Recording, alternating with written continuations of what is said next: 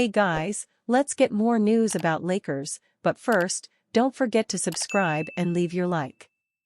Lakers get massive injury news right after Nuggets let down.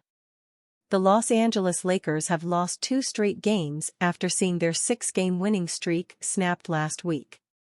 Los Angeles dropped a heartbreaker at home to the Orlando Magic by 1 point and then got hammered by 25 points on Saturday by the Denver Nuggets.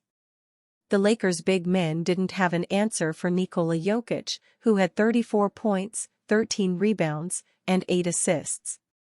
Additionally, the Nuggets dominated the Lakers in the paint, outscoring them 64-40. That being said, Los Angeles could use additional frontcourt help.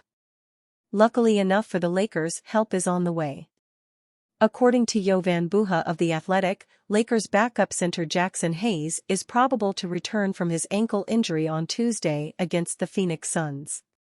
The 24-year-old center has been sidelined for 2 weeks due to a left ankle sprain in practice. Before going down with the lower leg injury, Hayes was playing well as the backup to Anthony Davis. The former first-round pick averages 6.3 points and 4.6 rebounds in 17.5 minutes per game this season. The last time we saw Hayes on the floor, he posted 12 points, 6 rebounds, an assist, and a block in 21 minutes against the Toronto Raptors on November 10. Without Hayes on the floor, Los Angeles has had to steal some minutes with Christian Koloko for the last 6 games. Koloko averaged 2.7 points and 2.3 rebounds in 11.3 minutes per game. The Lakers hope Hayes can give them an immediate boost against the Suns, who have Jusuf Nurkic, Mason Plumlee, and Oso Ighodaro. JJ Redick makes brutally honest assessment of Lakers after Denver Nuggets loss. JJ Redick offered an unfiltered evaluation of the Los Angeles Lakers' dismal third-quarter collapse against the Denver Nuggets in their 127-102 loss.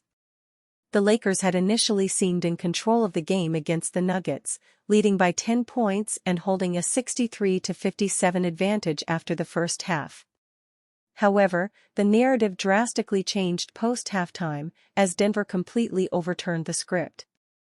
They dominated the third quarter, putting up 22 more points than the Lakers to morph a 6-point gap into a commanding 94-78 lead going into the final quarter.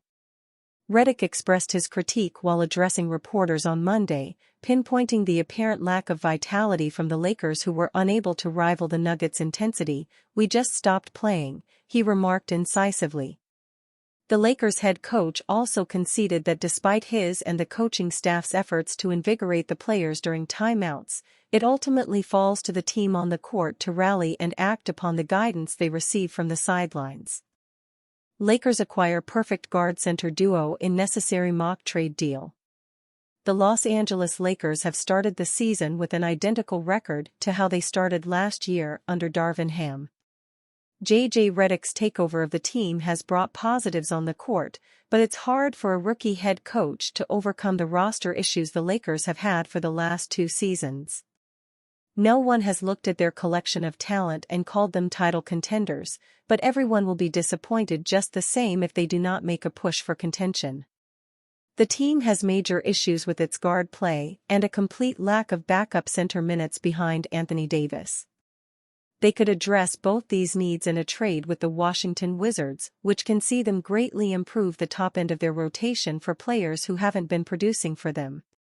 This deal allows the Lakers to reinforce their rotation with high-quality veterans who will be willing to accept their roles to try and help the franchise into a contending situation. Both teams won't have complaints about the salary aspect either, as these are all affordable contracts being moved around. The Lakers have been playing through self-imposed limitations created by the roster that JJ Redick inherited. They're having to play Cam Reddish as a starter to have a semblance of defense in the starting 5, while D'Angelo Russell continues being inconsistent as the team's 6th man. In addition, there is simply no positive lineup without Anthony Davis on the floor, primarily because he's the only competent big man on the roster. This deal lands the Lakers Valanciunas, a player they've been targeting since the summer when the Wizards offered him a larger contract than the Lakers could. He's averaging 11.9 points and 7.9 rebounds this season, proving to be a solid veteran big man presence on the franchise. His presence is wholly unnecessary on the tanking franchise, as they also have more veteran big men occupying space on the bench. Malcolm Brogdon is averaging 10.3 points and 3.5 rebounds on the franchise, taking a back seat on the franchise to facilitate the development of rookie guard Bub Carrington.